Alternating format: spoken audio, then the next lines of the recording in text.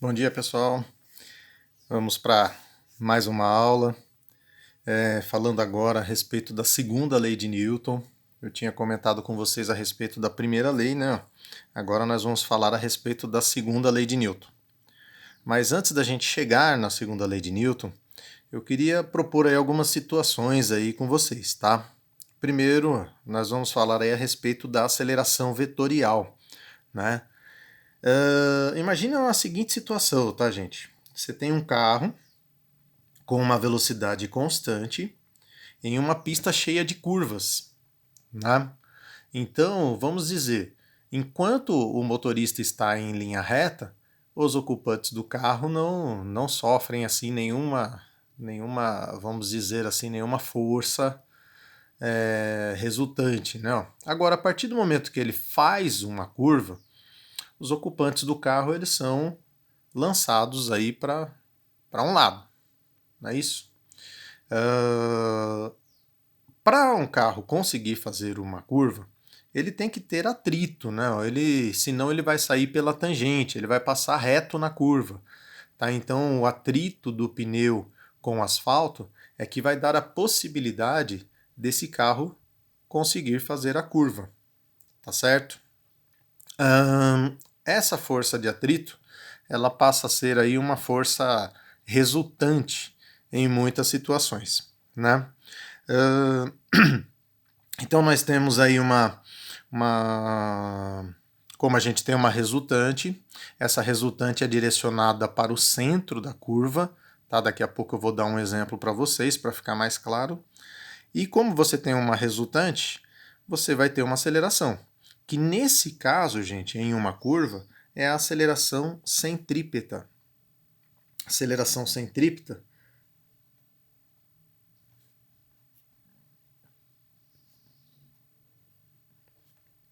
é o valor da velocidade ao quadrado dividido pelo raio, tá certo? Esse daí é a fórmula para a gente determinar a aceleração centrípeta, tá certo? Vamos propor uma seguinte situação. Ó. O carro está fazendo aqui um, um ponto, uma elevação, né? E aqui, gente, como ele tem aí uma trajetória curvilínea, nós vamos ter aí uma aceleração, tá? Direcionada para o centro, como eu falei, que é a aceleração centrípeta, tá? Mas vamos supor que esse carro, ó, que ele tem uma certa velocidade, ó, vamos dizer que a velocidade dele está nesse sentido, vamos dizer que ele está acelerando também. Ó.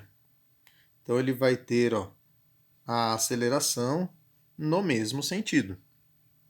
Essa aceleração, gente, a aceleração aí que indica o aumento da velocidade, nós chamamos de aceleração tangencial. Tá certo? Aí você pode falar, né? Falar, mas ué, agora eu tenho aceleração tangencial, aceleração centrípeta. Agora eu tenho duas acelerações aí, né? Então, se eu quisesse determinar a, a aceleração real que ele está tendo nesse instante, eu teria que fazer uma soma vetorial dessas duas. Ó. Então, a aceleração que ele está tendo é essa daqui. Ó. É a resultante dessas duas. Como é que eu calculo? Posso utilizar aí Pitágoras, tá, gente? Seria a aceleração tangencial ao quadrado mais a aceleração centrípeta ao quadrado. Aí eu vou ter aí o valor dessa aceleração total, certo?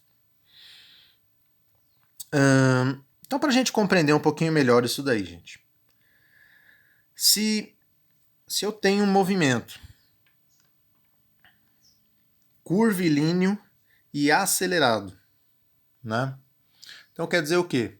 Que nesse ponto aqui, por exemplo, tem uma velocidade nesse sentido. Se ele está acelerando, então nós temos também ó, a aceleração tangencial, certo? Como é uma curva, tem aceleração centrípeta, direcionada ao centro. Então, a minha aceleração estaria aqui assim, igual o exemplo que eu passei para vocês. Então, a gente teria que resolver por Pitágoras para a gente determinar aí o valor dessa aceleração. E se for um movimento retardado? Movimento retardado, gente, lembrando, né? É um movimento que está freando, né?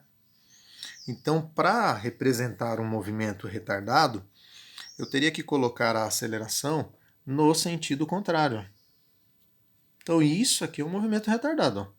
Velocidade está para lá, a aceleração está no sentido contrário, indicando uma aceleração negativa, por isso que é um movimento retardado. A velocidade vai diminuindo, certo?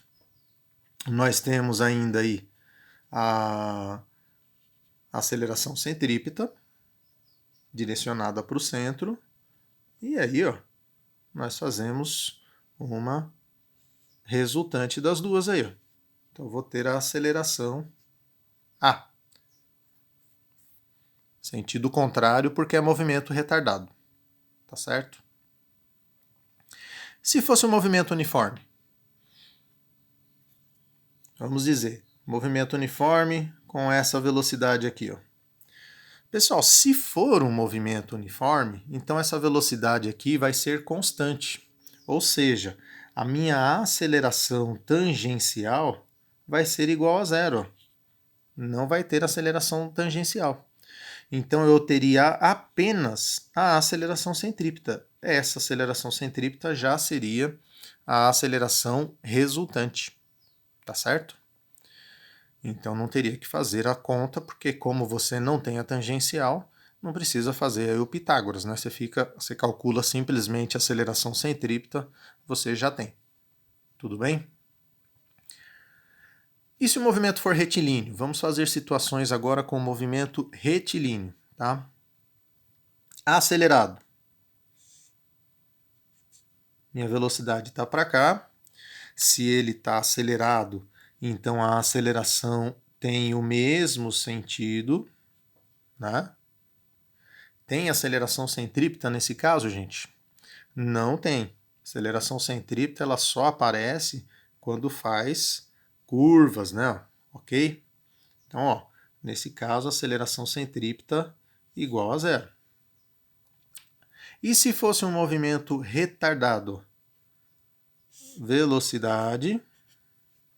Se o movimento é retardado, então a aceleração está atuando no sentido contrário. Ó. Então a aceleração estaria para cá. Né? Tem aceleração centrípeta? Também não tem. Né? Ó, o movimento é retilíneo, então não tem aceleração centrípeta. E se for um movimento uniforme? Ó, velocidade para cá, por exemplo. Tá, a velocidade pode estar para o outro lado também, tá, gente? Só no meu exemplo aqui eu estou colocando aí para a direita. Tal.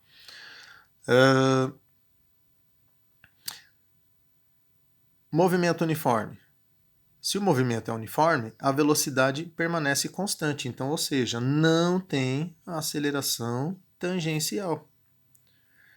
E como é uma reta, também não tem aceleração centrípeta. Tal. Então, o movimento retilíneo uniforme, nós não temos aceleração nenhuma, né? Ok? Então, continuando aí. Pessoal, agora que vocês já conheceram um pouco melhor aí a respeito das acelerações, a gente pode passar aí então ao princípio fundamental da dinâmica, né? Olha o nome, fundamental da dinâmica, né? Segunda lei de Newton. Então Newton, ele foi fazendo experiências, né? E ele foi percebendo relação entre força e a massa de um corpo. E ele percebeu o seguinte: para ter uma mesma aceleração, um corpo que tem uma massa maior teria que ter uma força resultante maior. Ou seja, pessoal, né, ó, um exemplo prático aí, né, ó, se eu tenho um carro e um caminhão, né, ó, vamos supor aqui, né, ó, tá lá, caminhão e um carro aqui. Para esses dois móveis ter a mesma aceleração, é lógico, gente, que o caminhão, como ele tem uma massa maior, ele vai ter que ter uma força maior para ele ter a mesma aceleração desse veículo aqui. Tá certo? Então, uma das coisas que Newton concluiu foi isso daí, tal, que a força era proporcional à massa, né? Então, ó, força era diretamente proporcional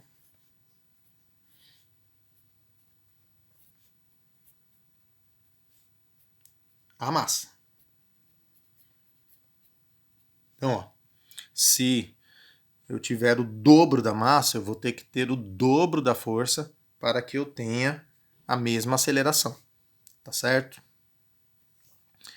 E aí, ele propôs aí, ó, uma outra situação.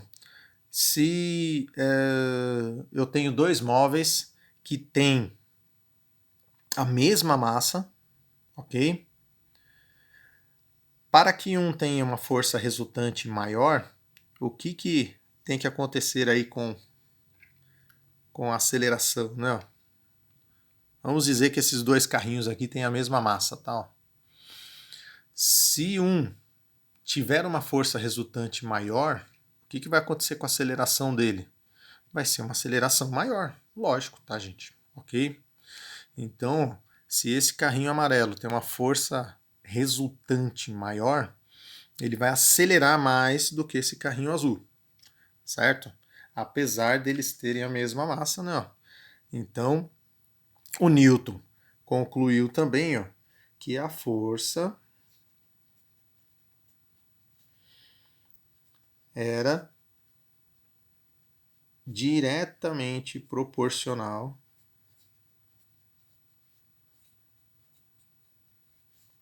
à aceleração.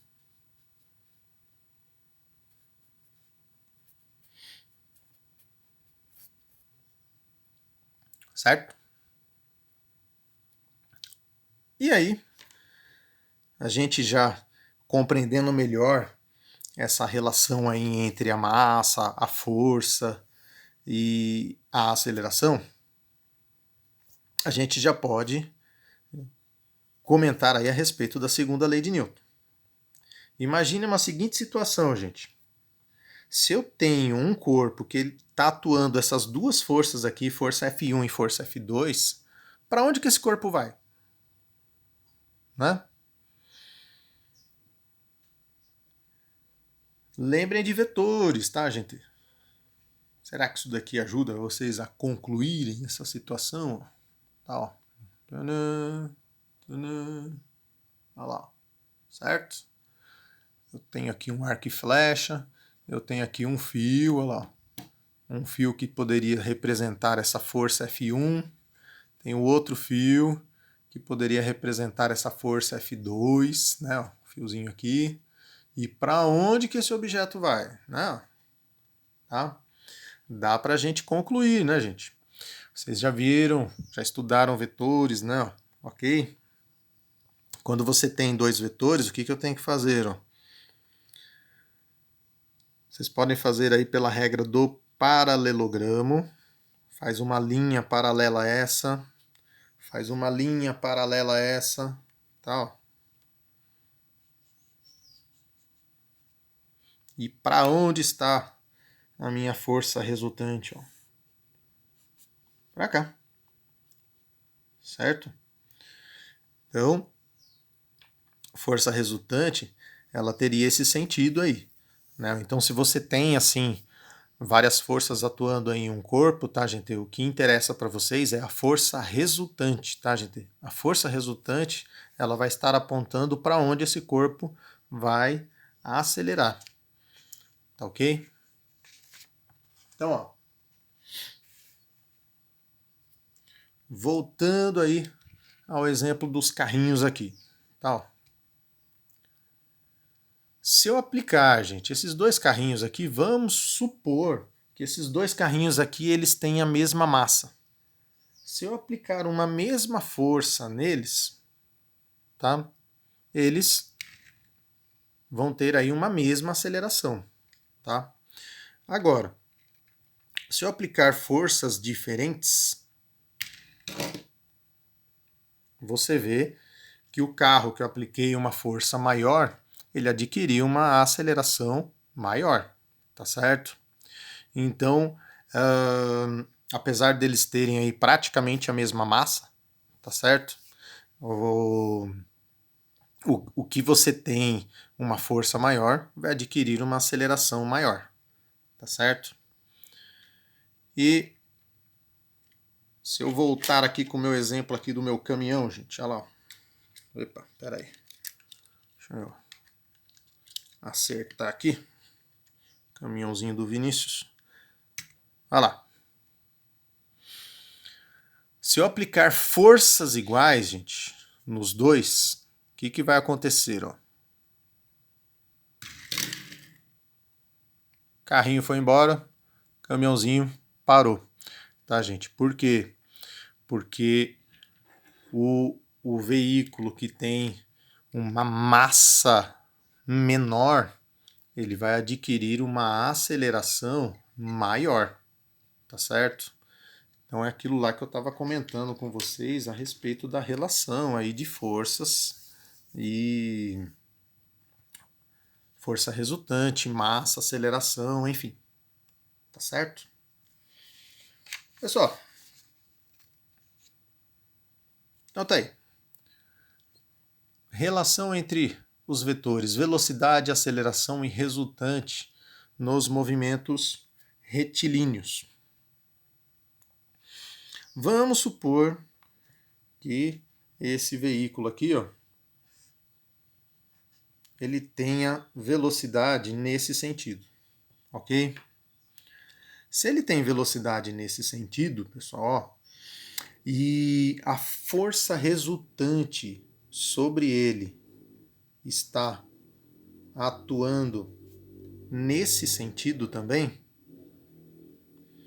então automaticamente, gente, a aceleração dele, ó, também vai estar nesse sentido.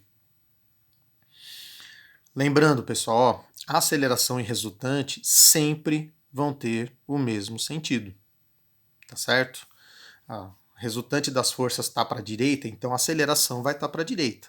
Resultante das forças está para a esquerda, a aceleração vai estar para a esquerda. Tá?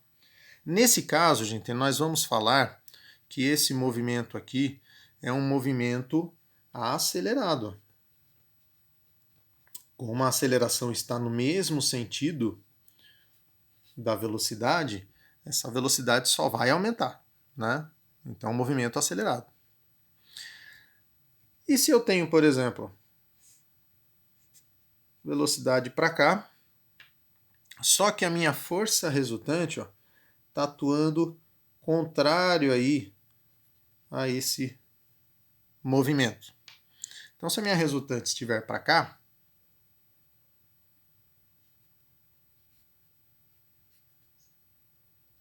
a minha aceleração também vai estar para cá. Então, isso daqui seria um movimento retardado. A velocidade iria diminuir, e aí a velocidade diminuindo, né, caracteriza movimento retardado. Tá certo? Mais um exemplo aí para vocês, gente.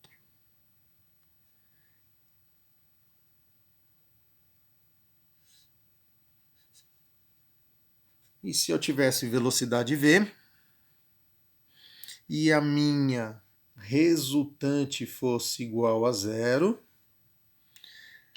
Consequentemente, a minha aceleração também seria zero. Tá? O que vai acontecer, gente? Muito bem, pessoal. Tá? Já estão craque já. Ó. Vai acontecer um movimento retilíneo e uniforme. Tá? Então, ou seja, né, ó, se a minha resultante é zero, se a minha aceleração é zero, tá? Esse objeto vai permanecer aí com velocidade constante, tá certo? Então, a velocidade dele não vai se alterar, caracterizando um movimento retilíneo e uniforme, tá bom? Pessoal, vamos para exemplos aí de exercício? Vamos propor essa seguinte situação.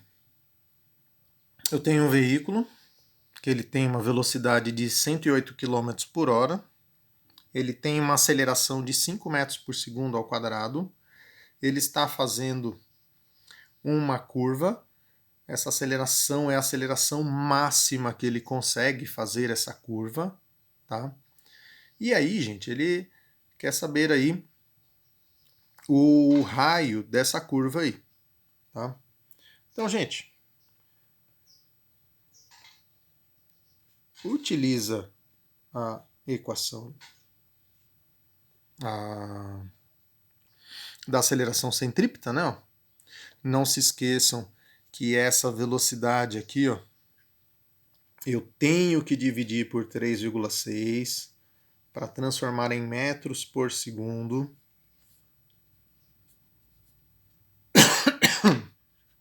Desculpa, gente. Então, velocidade 30 metros por segundo.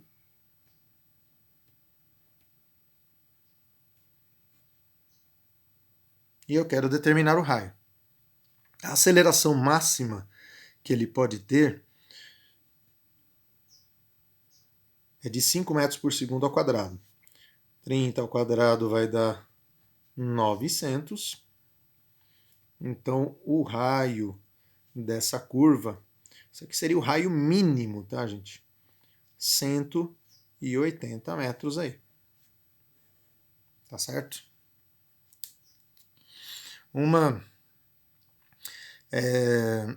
Imagine, pessoal, ó, aqui uma velocidade de 30 metros por segundo, tá? A gente já teria que ter uma curva com raio de 180 metros aí, ó, para ter uma aceleração até razoável, uma aceleração aí meio alta aí, tá?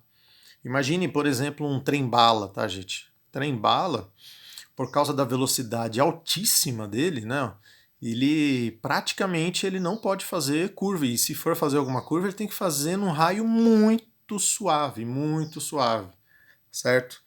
Então, por isso que praticamente, né, os trilhos aí de trem-bala, né, eles mantêm assim praticamente uma reta aí, tá bom?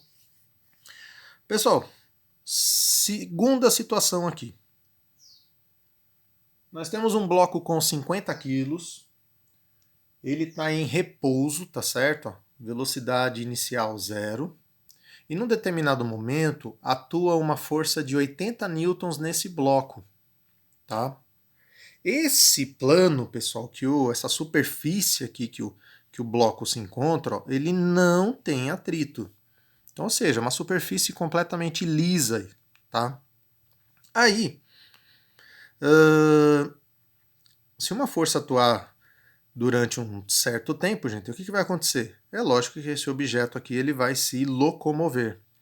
Então, ó, qual a aceleração que esse bloco vai adquirir? Pessoal, segundo a lei de Newton, eu falei para vocês, né, ó, que a força resultante, né, ó, a gente pode colocar assim, ó, FR, ou simplesmente só a letra R, tá?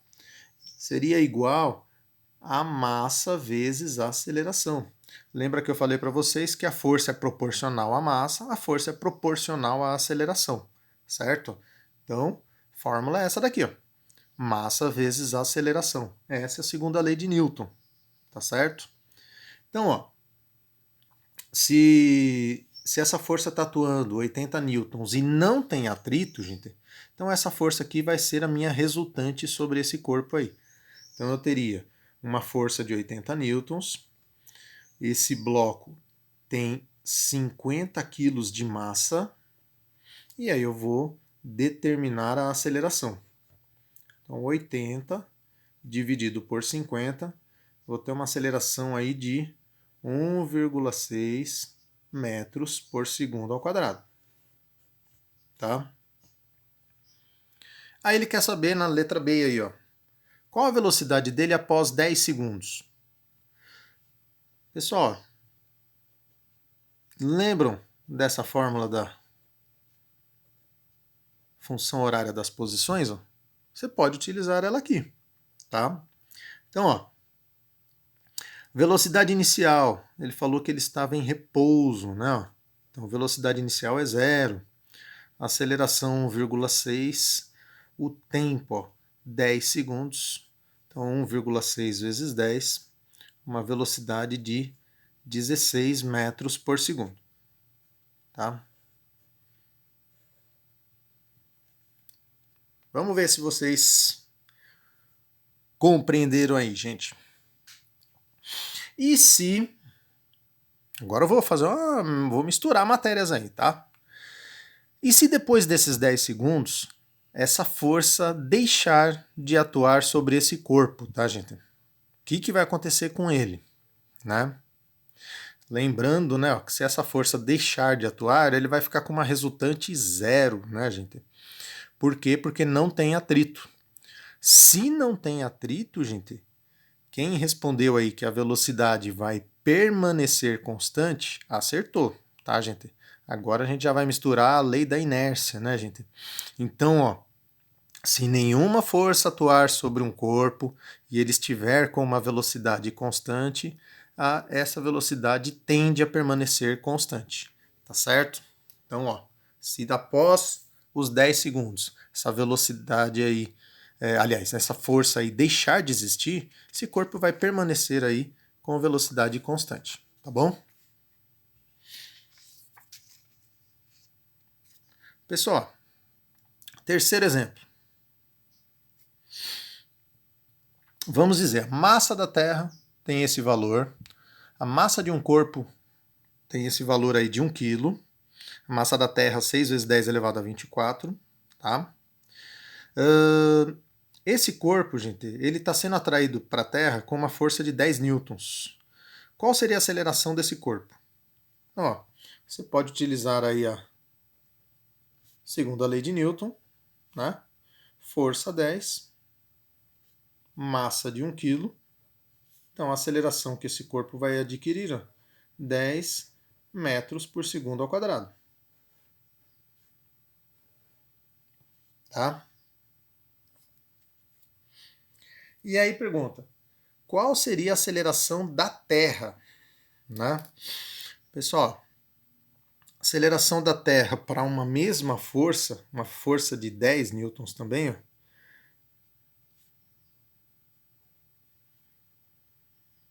então eu teria força 10, massa da Terra. Então vai ficar 10 dividido por 6 vezes 10 elevado a 24. Tá, então a aceleração que a Terra teria é de aproximadamente aí 1,6, né, vezes 10 elevado a menos 23 metros por segundo ao quadrado. Então, aquilo que eu falei para vocês, né, a Terra tem uma massa um pouquinho grande, né, gente? Então vai ter uma aceleração muito menor, tá, gente? Tá? Ok? Exemplo 4, pessoal. Vou propor aí alguns exemplos de exercícios para vocês.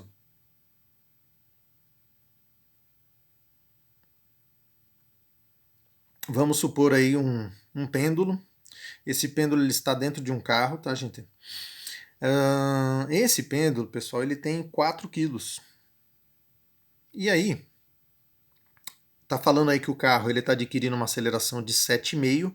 Como esse pêndulo está dentro do carro, então ele também vai ter essa mesma aceleração, tá certo? O que eles querem saber? Sabendo que a gravidade é 10, qual o valor da tração nesse fio?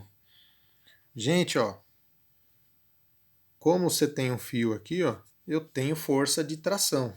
Tração é a força que atua em cabos aí, né? Então eu tenho a tração, eu tenho o peso desse corpo, tá?